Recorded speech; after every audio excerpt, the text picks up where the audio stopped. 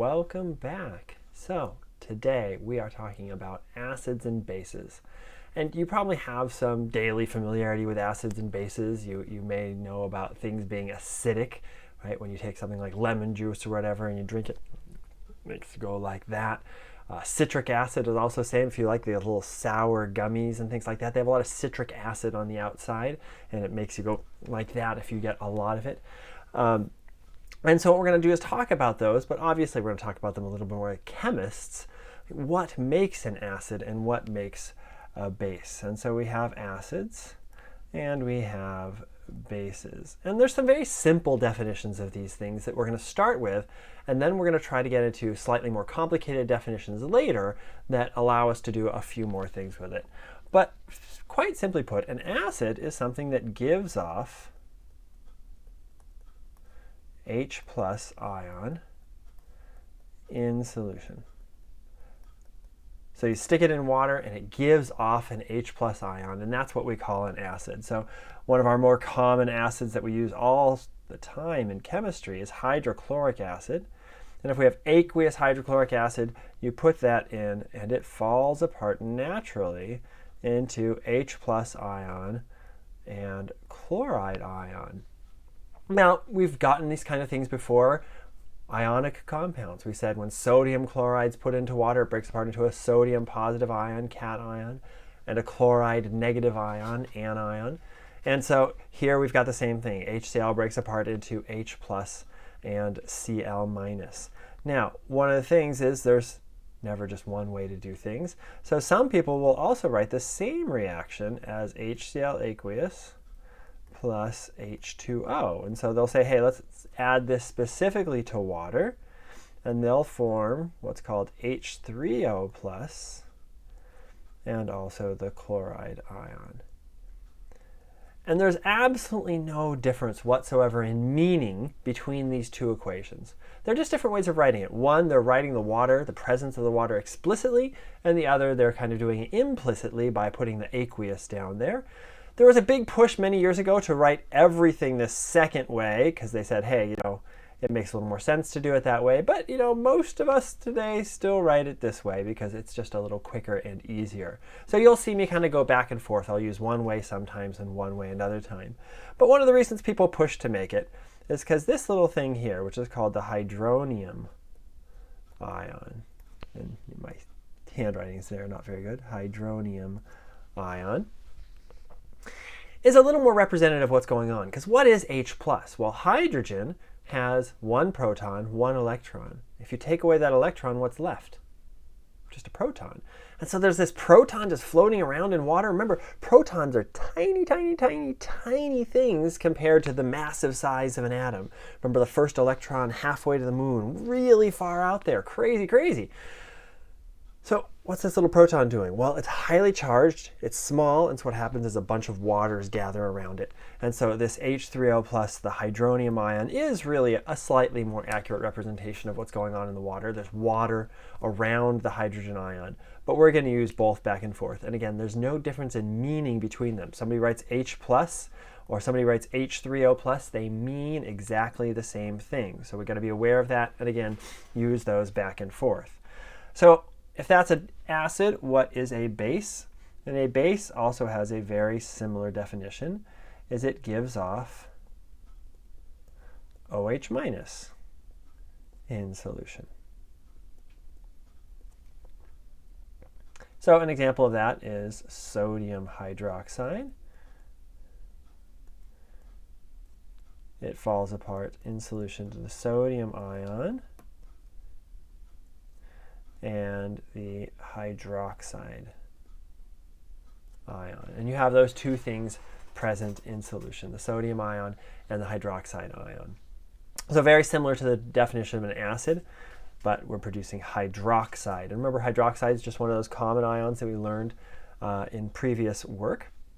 So those are our kind of simple definitions of acids and bases. And we talked a little bit about the properties of them. Acids tend to be very sour. But how do we know if we have a base? Was there a flavor for a base? Well, in general, you don't actually eat a lot of bases because bases have a job. If you take sodium hydroxide and you put it down a drain, that's what Drano is. And so strong bases will eat through organic matter. And we're made of organic matter, so that's why we don't tend to eat a lot of bases. But there are few foods that are a little bit basic, and a little bit basic is just fine. And those ones tend to taste bitter. So if you have bitter foods, there's a good chance that that bitterness comes from some sort of basic ingredient. Sodium bicarbonate is one common one if you've ever eaten it. Salty, but it's also very, very bitter in flavor. So we're going to use those definitions, and we're going to talk about how to calculate things and do things with acids and bases so we know a little bit more about them. But in order to do that, what do we need to know? We need to know how to name acids. And this is just another thing in our repertoire of naming. We know how to name ionic compounds, both with alkaline metals, and also with the transition metals using the parentheses and the Roman numeral. We know how to make covalent compound names using things like the di and the tri and all those different things.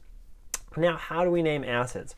Well, the first thing is, how do you know if you have an acid? And you know you have an acid, or at least you have a pretty good idea you have an acid, if the formula starts with H. So if you have HCl, you have HC2H3O2. You'll notice in this one that there's an H at the start, and there's also H's in the middle. Now, could someone write this as C2H4O2? And they could. It would be correct. But in general, chemists like to write an H out front there to tell someone, hey, I know there's hydrogen in here, and maybe there's other hydrogens, but this hydrogen right there, that one is an acidic hydrogen, and so you have an acid present. So that's the first thing you're going to look for. Then there's two different types of acids that we're going to name. One are called binary acids. And what is binary? Bi is two. So binary just means there's two elements. HCl is a binary acid, hydrogen and an element. HBr, HI, oops, capital I, and HF. Those are the four binary acids that we worry about. Turns out it works for other things too, like oxygen and sulfur, but all those have common names as well. And so we don't actually use this naming scheme for them. But if you have an acid of oxygen, H2O, you call it water. But how do we name these guys? Well, when you have these binary acids, what you do is you name them as, well, do you know the name of this one? You might have seen it before, and I said it on the last slide. We call this hydrochloric acid. So for these binary acids, you add the word hydro at the front, use the base name of chlorine, which is chlor, and then you add ic acid. So what would HBr be? It would be hydro, and we're going to do the base of bromine, and we add ic acid, hydrobromic acid. Now, it is not correct just to call this hydrobromic. You can't just say hydrobromic. You have to have the word acid in there to indicate that it is hydrobromic acid. Okay, what about the next one? Hydroiodine, remember iodo, so it's going to be iodic acid, hydroiodic acid. And the last one, hydrofluoric acid. And those are our four binary acids. We don't have to worry about them for anything else. Binary means two. There's just two different elements present. All of the other acid naming schemes we're going to use are going to use our common ions. So acids of common ions. What are our common ions? Things like C2H3O2 or NO3 or SO4. And remember, all these have charges, so we have to put the charges on there like that. So those are our common ions. And hopefully you remember some of the names of these. This is acetate. This is nitrate. And this is sulfate. So what do we do if we're making the acids of these? Well, the two things we have to do. One is we have to balance the charges on our common ion by adding H+. And the next is we have to change the name a little bit in order to make the acid name. So here we go. What do we do to balance acetate? Well, it's a -1. And if we're going to be adding some H pluses, how do I balance a +1 and a -1? Just one of each. Right? So what you end up with for acetate is you end up with HC2H3O2. I just put that H in front to tell someone it's an acid. And then what do? I take the 8 off. So scratch. I take the 8 off, and then I add ic acid. And I call it acetic acid. And people get this mixed up sometimes with the binary acids, and they say, hey, it's just like the binary acids, but it's not. We didn't put hydro in front. For the binary acids, we put hydro in front and then put the ic acid. Here, we take the 8 off, and then we add ic acid, and so we have acetic acid. How about the next one? Nitrate has a -1 charge, so I'm going to balance it with just 1 hydrogen. I'm going to get HNO3. I'm going to take off the 8 and add ic acid, and I get nitric acid. Some people say nitric acid, some people say nitric acid. Either is just fine, or either, really. How about sulfate? Well, sulfate has a -2 charge. If I'm trying to balance that with a +1 H+, how do I do that? I need 2 of them. And so this is H2SO4. Now, if you follow the rules, you're dutifully following the rules that you just learned, you're going to do that, and you're going to say sulfic acid. And that would be great if, chemistry bothered caring about rules. But we don't. And so this one has a special name. When you have things that contain sulfur, and when you have things that contain phosphorus, what we're going to do is we're going to use the whole name. And so we're going to say sulfur,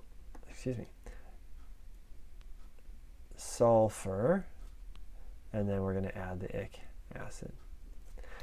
The reason is mostly historical. Sulfuric acid and phosphoric acid were 2 of the first discovered acids, and so they were named before there was a systematic naming system.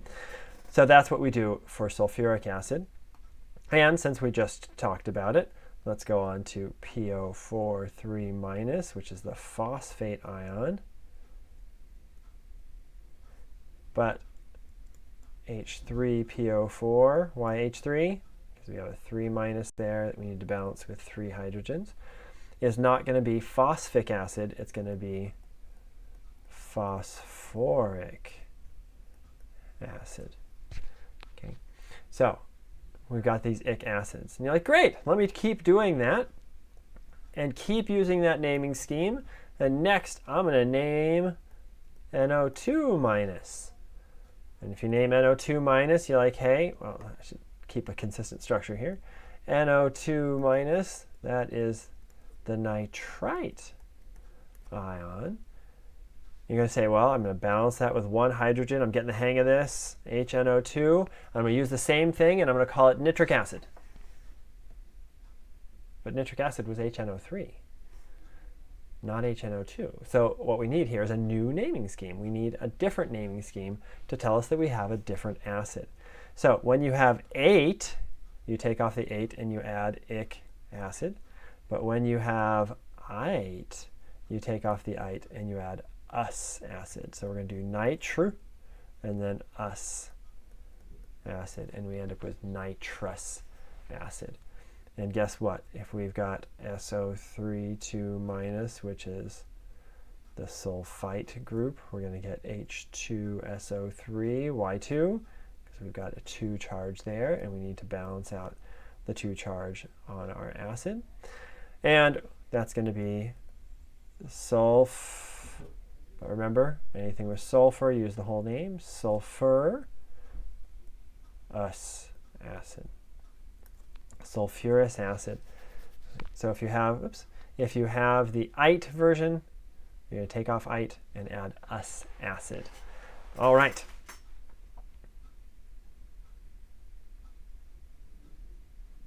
Got it? Okay. There's something else I was going to say, which is why I paused, but it's just not coming to me at the moment, so we will continue on. It happens even when you're recording videos. Okay, so there we go. That's what I was going to say. I knew there was something important that I was going to say, right? And you thought professors were perfect. All right, how do you remember? How do you remember that the ites become us acid and the ates become ic acid? Most people use a mnemonic for that, and this one is an easy one. Sprite is delicious. If you have an ITE ending, you end up with an OUS ending. There's other ones you can say. If I ate an acid, it might taste icky. For ate goes to ick. But if you say Sprite is delicious and you remember the other one's the other one, that's usually good enough for most people. So all those common ions we had, chlorate, chlorite, perchloric, my brain is freezing. All of those common ions that we've had, we can name acids with those using this. If it's a binary acid, just H plus one of the halogens, we use the hydro with the ic acid, hydrobromic. If it's ate ending with one of the acids, acetate, we'd use the ic acid, acetic acid. And if it's ite in ending, we use the us ending. So we had nitrous acid for the nitrite ion. So there's a summary of it kind of written in text, so you can read it maybe a little bit easier. And then we're going to ask you, what's the name of HClO2? Good chance to pause again. Make sure you actually know how to do this, and you're not just like, oh, yeah, I totally know how to do that. Let me just keep watching the video. No, you should just pause. All right, so hopefully what you did when you were trying to name this guy is you figured out what is ClO2 minus. How do I know it was minus? Because the H is plus. So balance it out, I've got a minus. And memorizing those is a good idea. So we just know that ClO2 has a minus charge on it. What is that? That is the chlorite ion. And if it's a chlorite ion, Sprite is delicious, and I'm going to get the chlorous acid, or C in this case. So chlorous acid. All right. How do we name bases? Lucky for us, we're going to name bases only that contain hydroxide and only that are a metal plus hydroxide. So if we've got a metal and a common ion like that, what do? We name it just like an ionic substance, and we call it sodium hydroxide. Now what if we have CaOH2, calcium hydroxide? So nothing new when we're learning base naming in this class. It's just the same thing we learned when we did ionic naming. If I had iron 2 hydroxide, because it's iron, it's a transition metal, I'd use the parentheses, but nothing new here. The only new thing is the acid naming. What we're going to do next is we're going to try to do stuff with this and start to calculate things about acids and bases that might be useful for figuring out how things work. Thanks.